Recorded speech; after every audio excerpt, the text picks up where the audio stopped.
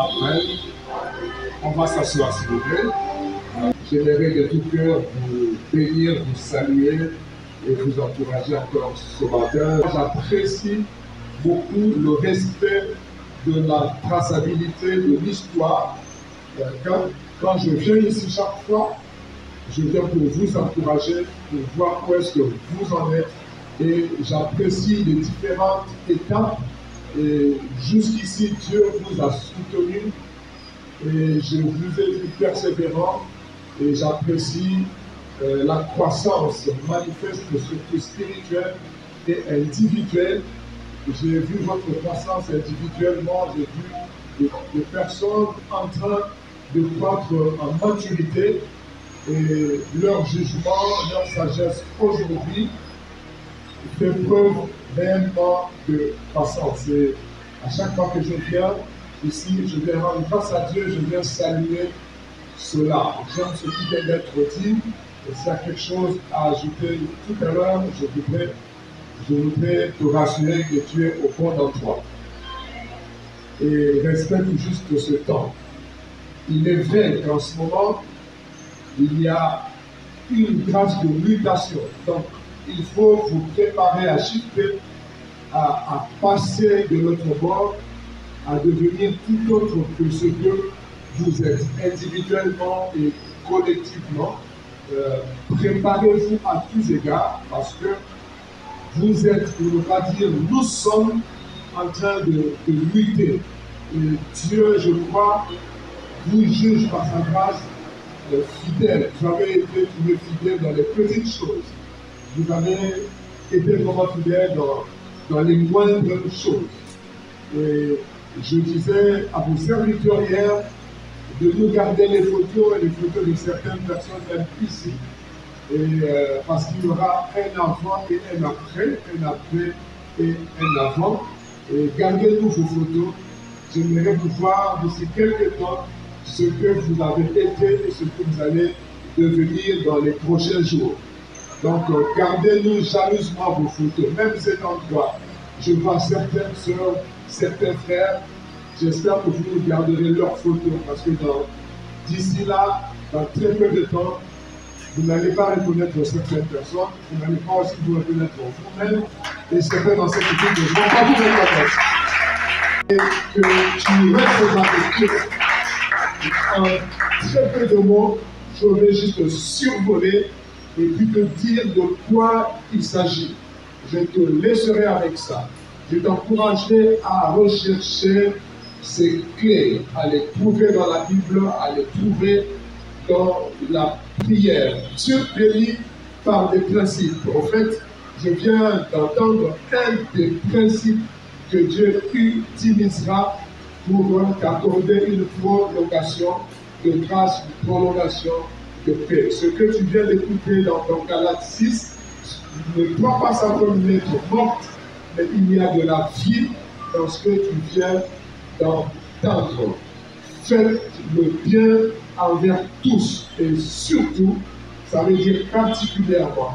Dans d'autres versions, on dit d'abord aux frères dans le Seigneur. C'est une grande clé. Faites du bien, surtout à ceux qui sont dans le Seigneur. Donc tu relis tout ce qui a été dit dans Galates 6.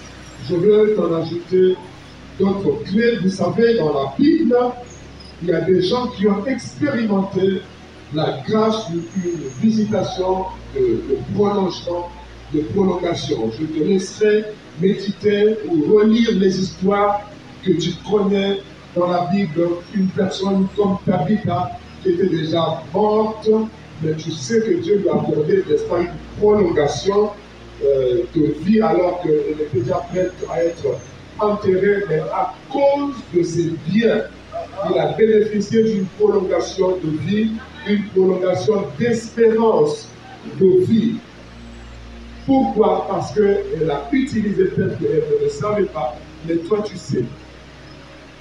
Tabitha ne savait pas que ce qu'elle faisait était une activation, elle utilisait un code d'accès à la prolongation de vie en faisant du bien.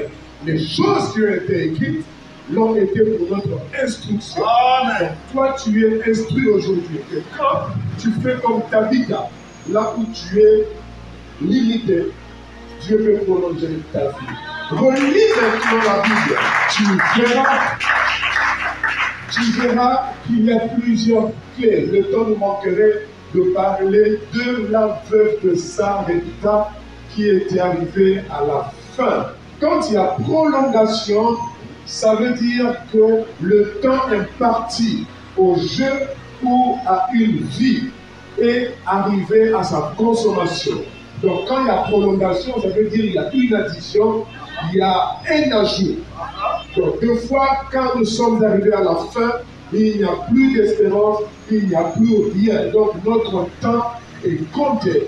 Mais lorsque nous avons pour nous ce Dieu de prolongation, ça veut dire ce Dieu de grâce. Si nous savons activer cette grâce de prolongation, Dieu a le dernier mot sur ta vie, même si les hommes ont limité la durée de ton foyer, la durée de ta grâce, la durée de ton mérite, de tes honneurs, à cause de ce que tu as fait. Mais quand tu renouvelles ton engagement, quand tu utilises certaines clés que Dieu nous révèle, là où les médecins ont dit que c'est fini pour toi, il y a des clés de prolongation. Cette grâce de prolongation peut défier les diagnostics des médecins qui limitent la durée de ta vie. Cette grâce de prolongation peut t'amener bien plus loin que ton espérance. Comme la Bible dit que ton espérance ne sera pas anéantie. Quand tu sens que tu es anéanti, tu n'espères plus à grand chose. Tu es vraiment à la fin, comme cette veuve de Sarepta. Vous savez qu'il lui restait juste un peu de farine comme ça, juste un peu d'huile. Pendant qu'elle réfléchissait au testament, elle réfléchissait à la fin de sa vie, Dieu lui envoie un homme de Dieu qui est dans un besoin, qui vient pour lui tendre la main.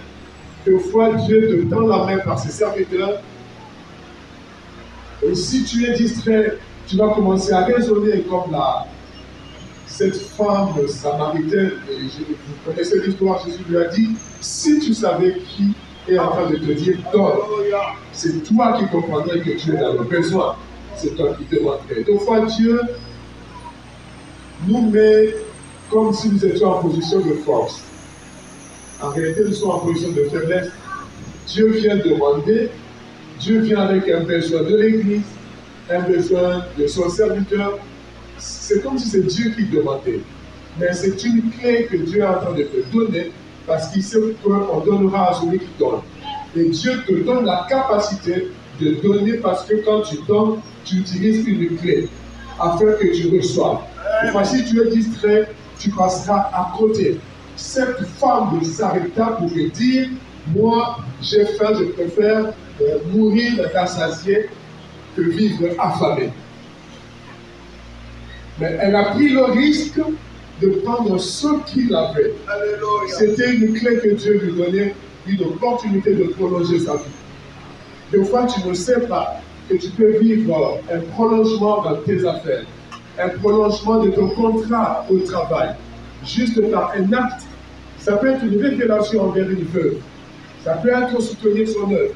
Ça peut être aider une femme à payer la scolarité de son enfant. Dieu nous donne des astuces. Il se donne des prétextes, prétextes pour nous bénir. Des fois, tu ne comprends pas. Dieu voudrait te bénir, mais dans les règles. Il veut que tu donnes pour qu'il te soit donné, mais des fois, tu ne comprends pas. Il t'envoie quelqu'un qui a faim, qui t'envoie que tu écoutes, qui a un besoin, comme l'homme de Dieu a dit, tu as fait la première prière, c'est pour ta famille. Faites attention avec la famille, faites attention avec vos parents. Des fois, ça peut être un besoin familial, avant même le besoin de l'église. Sois attentif, ça peut être une clé. Si tu bénis tes parents, si tu bénis quelqu'un, elle ne veut, tu sais que ta petite soeur, ton frère a du mal à payer la scolarité de ses enfants, qui sont mis dehors, tu as des points de faire, mais tu ne le fais pas. Dieu peut te rappeler, tu as l'information, fais quelque chose. Si tu te souviens du pauvre, du malheureux, de l'orphelin. Attention à cela, Dieu en tient compte, ça doit être une clé pour toi. Des fois, c'est tout ce que Dieu demandait pour prolonger ton séjour dans le foyer, prolonger ton séjour là où tu travailles. Tu ne sais pas ce qu'un jour peut enfanter.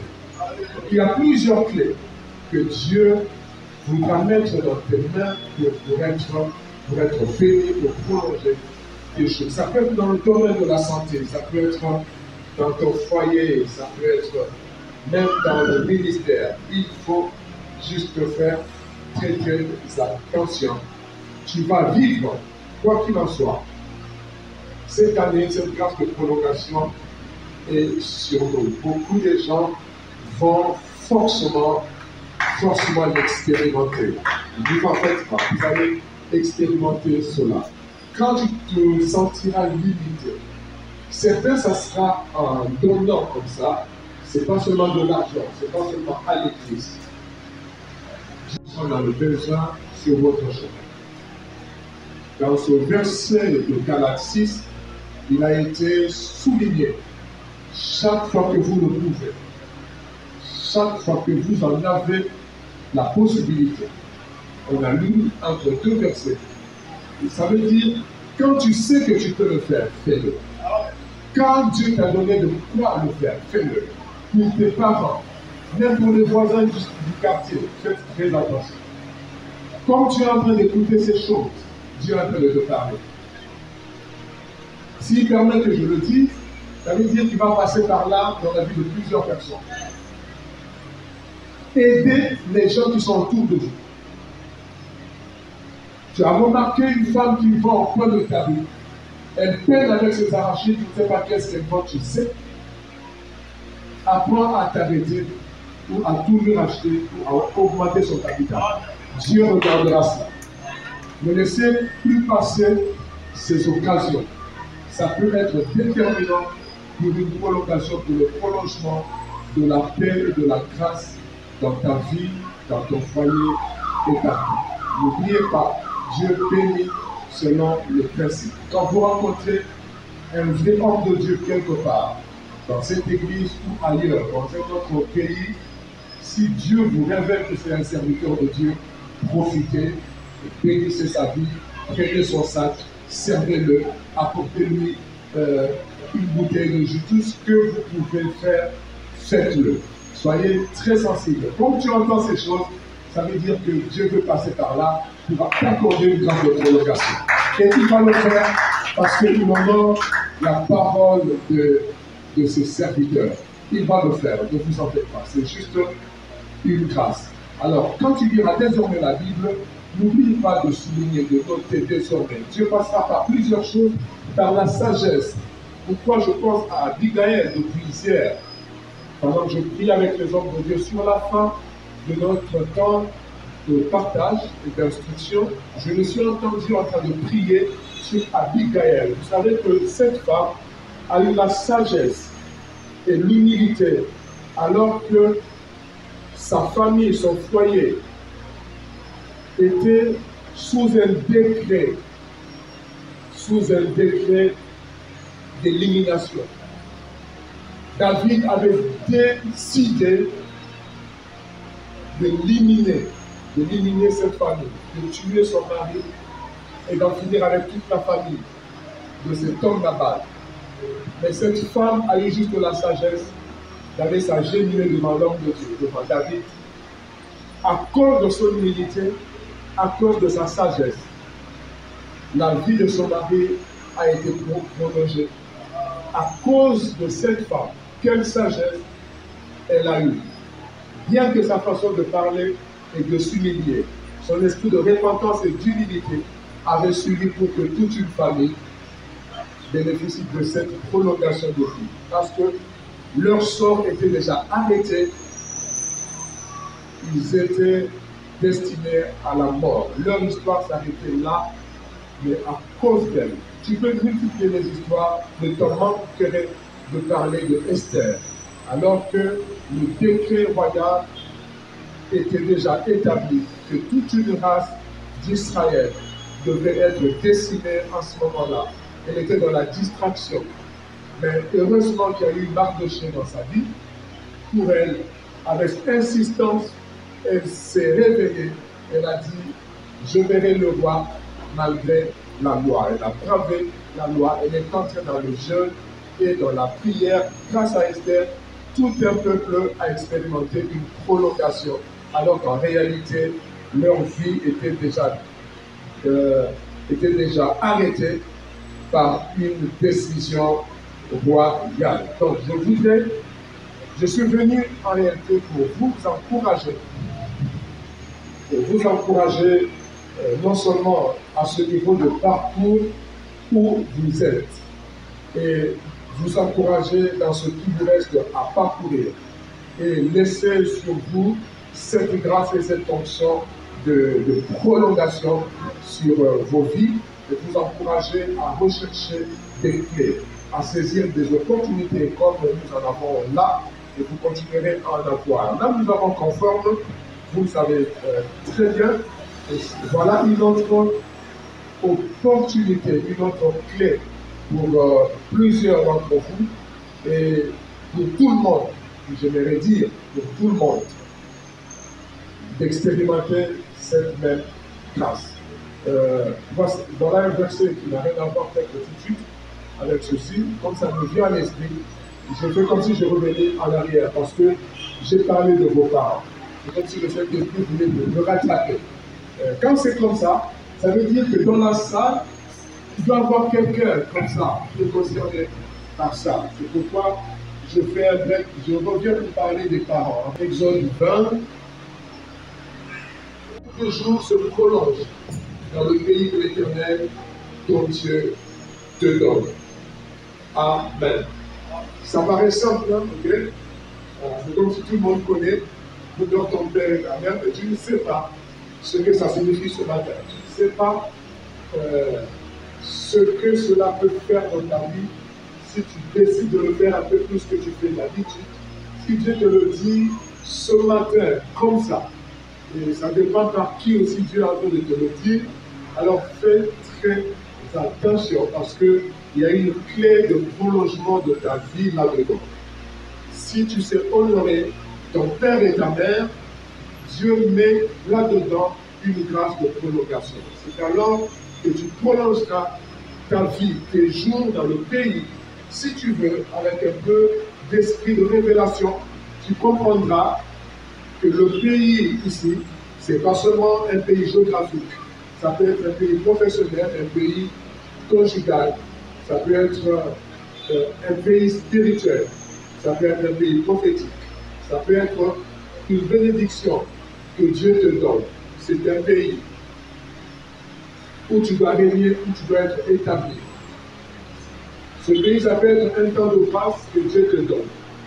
Quand Dieu te donne, il te fait grâce, il te donne possession. La possession, c'est une bénédiction, c'est un pays. Il faut savoir lire la Bible spirituellement.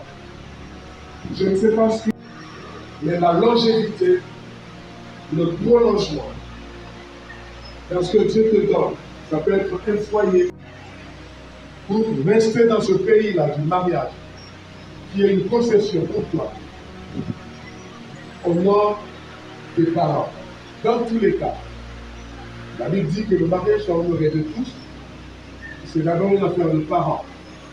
Quand tu honores tes parents, en sortant par la porte qu'ils sont, tu ne sors pas comme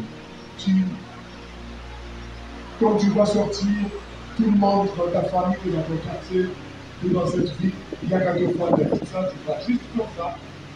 Si tu l'avais fait, Dieu te renouvelle sa grâce, sa miséricorde, parce que tu ne connaissais pas cela. Il ne faut pas que quelqu'un te condamne si tu te retrouves dans un foyer comme ça. Si tu n'avais pas ce que tu as aujourd'hui, tu ne fais pas ce que tu es aujourd'hui, enfant de Dieu avec la connaissance de Dieu. Mais Dieu te donnera dignement ce mariage, il te donnera en possession dignement ce foyer. Maintenant, sache que quand tu entreras dans un foyer, tu es en train d'honorer ton père et ta mère, parce qu'ils sont des autorités. C'est-à-dire des portes par lesquelles on sort de la famille pour aller entrer dans une autre famille. Tu sors pas comme ça. Il faut sortir avec l'autorisation des autorités, ça veut dire des parents. Tu sors par eux pour aller entrer dans les portes aussi dans une autre famille. Quand tu vas entrer dans la famille d'autrui, tu vas passer par papa et maman comme les deux bâtons dans une famille. On doit t'accueillir parce que tu es entré dans la porte. C'est comme ça que tu honores ton père et ta mère. Tous les parents sont tellement honorés lorsqu'on vient épouser dignement leur fille, ou quand leur fils va dignement épouser une fille dans une autre famille. Ça a toujours été un moment d'honneur, surtout pour les parents. Même ça, quand tu t'y appliques, tu as honoré ton père et ta mère. Il y a une grâce de prolongation là-dedans. Amen. Si Dieu a voulu que tu entendes ça, c'est pour que tu l'utilises comme clé. Il y a une grâce de prolongation là-dedans. Sans compter notre attitude, notre comportement. Il y a des gens qui ne se parlent pas avec leurs parents. Il y a des gens qui ont gardé temps à leurs parents parce qu'ils ont été mauvais. D'autres laissent parents, même s'ils sont sorciers, il faut les honorer. Tu restes juste prudent, mais ne les traitez pas avec mépris. Quand on dit ça, ça veut dire qu'il y a quelqu'un comme ça dans la salle. Ne vous en faites pas. Je ne parle pas en vain. Ce n'est pas parce qu'il y a autre chose à dire. Il y a tellement de révélations, il y a tellement de choses pertinentes qu'on peut dire juste pour s'entendre dire des bonnes choses. Mais quand on dit ça, peut-être que ce n'est pas toi, c'est juste la personne qui est à côté de toi. Laisse-la être bénie, être lavé par ça. Peut-être que ce n'est pas pour toi. Toi, tu es déjà peut-être marié, tu n'as aucun problème avec tes parents, mais accepte que Dieu s'arrête juste sur quelqu'un, comme dans le cas de Bartimée. On s'arrête tous juste parce que quelqu'un qui est, et le Seigneur s'est arrêté juste pour cette personne. Il y a des gens dans la foule pour lesquels on peut s'arrêter pendant 5-10 minutes, parler juste à cette personne-là, parce que le Seigneur veut la délivrer et veut lui ouvrir les yeux. Donc, je suis en train de fermer cette parenthèse comme ça, en ajoutant que les pères à honorer peuvent aussi être vos pasteurs qui sont ici, peuvent aussi être des pères spirituels. Quand vous obéissez à ce qu'ils disent, ça peut prolonger votre ministère, ça peut prolonger votre bénédiction quand vous savez honorer vos parents spirituels à tous les niveaux. Ayez le sens de l'honneur. Alors, nous avons par la tradition souvent le devoir de prier pour les gens après, voilà, avec notre chaque de passage, quelque part, qui sait si ça sera le cas ou pas ce matin. Je pense, j'avais dit que ça ne devait pas être une prédication, ça devait être juste un encouragement et quelques déclarations comme ça. Je lis pour terminer Daniel 4, 27, c'est pourquoi au roi, puisse mon conseil te plaire. Mets un terme à tes péchés en pratiquant la chasse des iniquités, en usant de compassion envers les malheureux. Et ton honneur pourra se prolonger. Ah. Mets un terme à tes péchés en pratiquant la justice. Mets une fin, mets fin à tes iniquités en usant de compassion envers les malheureux, et ton bonheur pourra se prolonger. En fait, je n'ai pas voulu faire juste une déclaration gratuite, comme ça, de bénédiction et de prolongation. J'ai voulu laisser ça dans des codes, parce que Dieu travaille avec des codes de bénédiction, ça veut dire des principes. Utilisez ces codes, obéissez à sa parole. Faites ces choses, fais même ce que tu n'as pas encore fait pour voir ce que tu n'as pas encore vu. Si tu fais ces choses, au-delà de ce que tu fais déjà, tu vas activer certaines choses dans ta vie. Ces choses n'ont aucune révélation particulières. Mais j'ai le bonheur de vous les dire tel que je les lis, comme ça, parce que ça ne m'arrive pas toujours d'être si simple.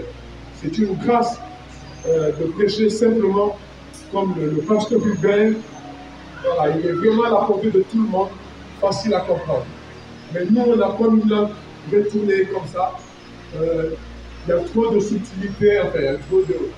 Voilà, notre structure peut-être mentale ou intellectuelle est comme ça. Il y a des mots qui viennent avec des tournures. De face savante comme ça, ce n'est pas toujours nécessaire. Mais quand j'ai l'occasion de dire la parole de Dieu simplement comme ça, je me régale. Okay? J'aimerais redire cela, relire encore ce verset qui pourrait être pas plus clair que ça.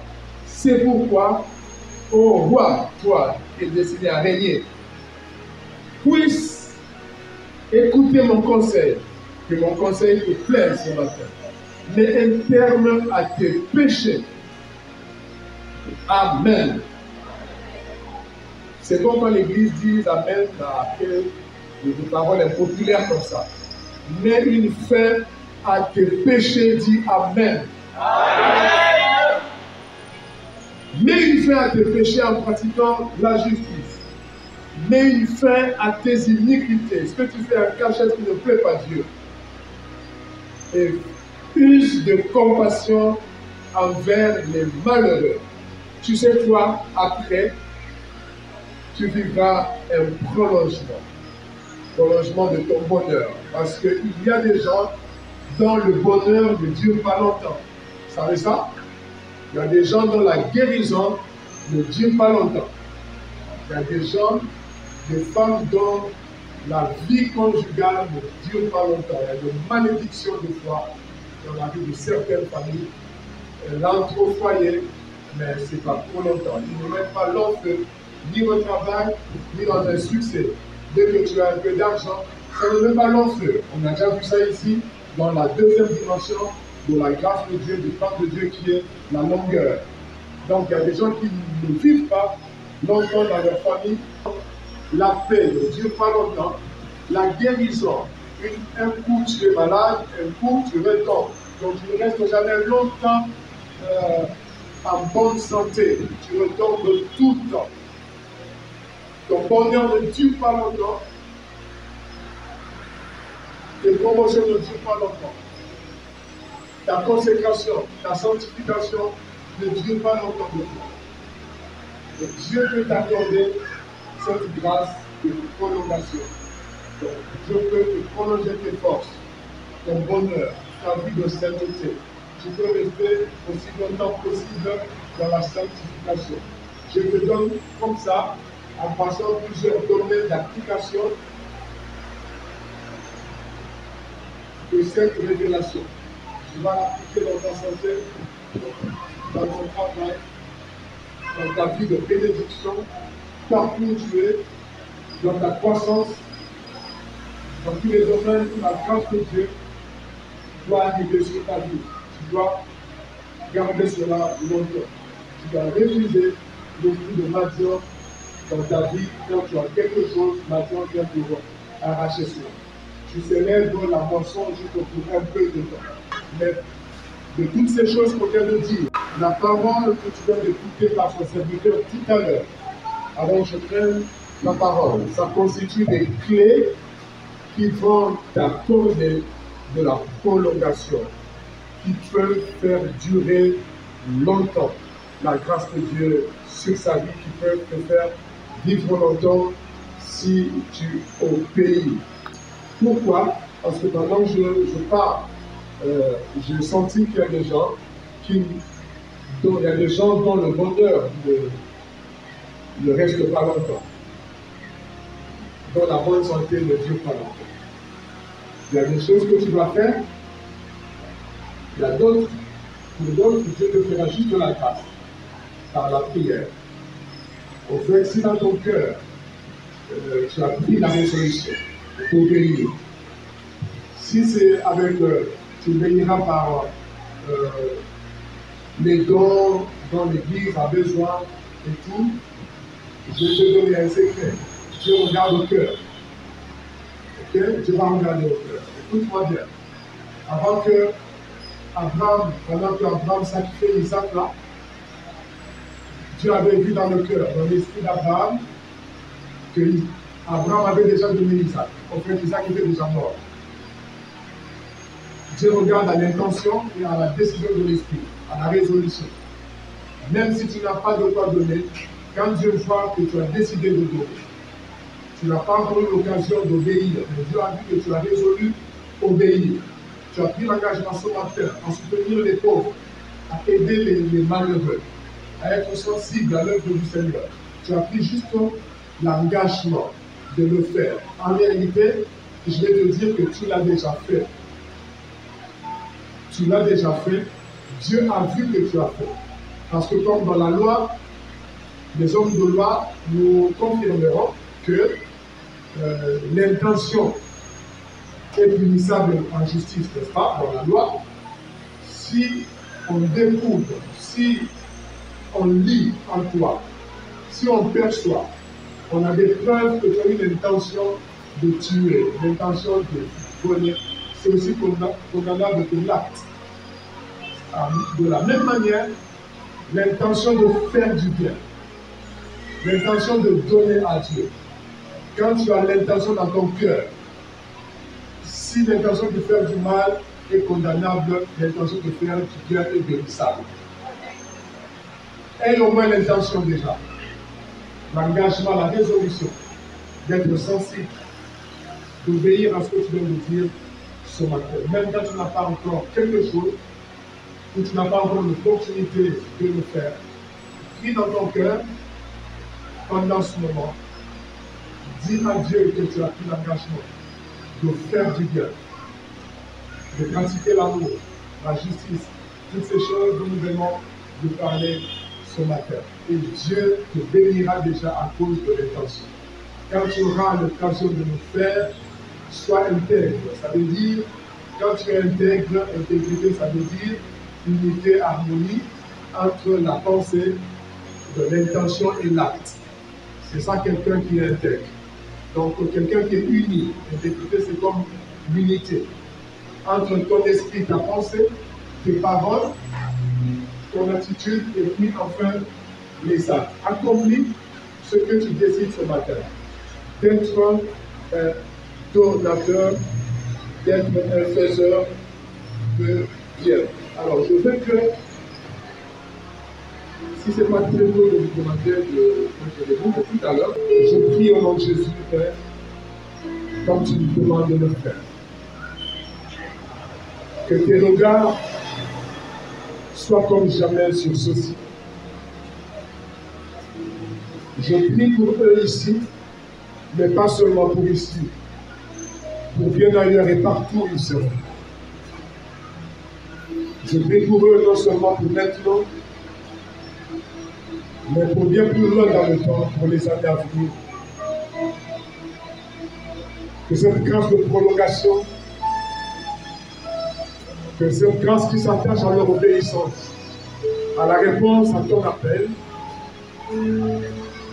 les accompagne au-delà d'ici, au-delà de maintenant, partout et pour toujours, qu'ils vivent cette grâce.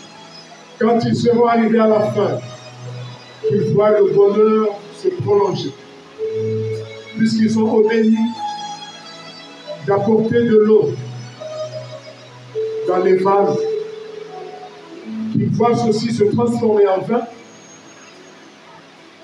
et que le bonheur et la joie de cette fête de leur vie se prolongent. Quand ils arriveront à la fin, ils auront l'impression qu'il n'y a plus de vin, que la joie disparaît, l'inquiétude s'installe, et que les gens commencent à quitter, à se séparer d'eux parce qu'ils n'ont plus rien à donner. Souviens-toi d'eux, ils ont juste obéi. Ils ont versé en ce lieu. Que ceci soit changé en vin. Que là où il y avait le désespoir, qu'il y ait un prolongement d'espoir, qu'il y ait un prolongement de bonheur, Que la joie vienne à se prolonger dans leur foyer, qu'ils expérimentent les prolongements de contrats dans leur vie, que les contrats leur soient renouvelés, alors qu'il leur reste 2 mois, quelques années, qu'ils expérimentent cela. Que la joie dans leur foyer se prolonge, que la santé dans leur corps se prolonge, et que tu en détiennes le dernier mot. Au-delà des diagnostics de médecins, que tu prolonges l'espérance de vie. Que tu brises la corde de celui qui la tenait dans leur famille. Que celui qui tenait la corde dans chaque famille ici la relâche sur leur vie et qu'ils aillent au-delà de la longueur limitée de cette corde et qu'ils vivent aussi longtemps possible, qu'ils aillent aussi loin possible. Que leur obéissance soit suivie aussitôt d'une grâce particulière. Merci pour la paix la nuit et le jour, ici et partout, maintenant et pour toujours. Pour la paix dans les maisons, dans le champ de travail, en mer et partout. Tu trouves ici maintenant et pour toujours la faveur des temps et des circonstances, la faveur des hommes, des chefs, la faveur des inconnus et des inconnus. Merci pour ceux qui obéiront en honorant leurs parents, en bénissant les pauvres, en apportant la paix. Merci pour la grâce qui accompagne chaque obéissance, à chaque humilité. Tu garantis l'élévation. À chaque repentance, tu garantis la grâce. Que celui qui s'appelle soit élevé. Merci pour des temps et des jours nouveaux. Merci pour cette mutation comme bien réelle sur leur vie. Tu le fais pour le ministère, tu le fais pour chaque foyer, tu le fais pour chaque projet.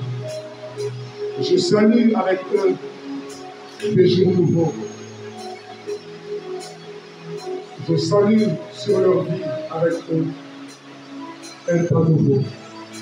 Merci pour ton alliance. Merci pour ton alliance. Merci pour ton alliance. Ici renouvelée. Laisse alors qu'il en soit ainsi. Permets que cela arrive à leur vie, tel que tu l'as mis dans la bouche de tes serviteurs ce matin. Aussi bien que tu confirmes la parole de tes envoyés, tu accomplis ce que prédisent tes serviteurs. Il en est ainsi, au nom de Jésus-Christ de Nazareth, nous avons ainsi prié. Amen. Amen.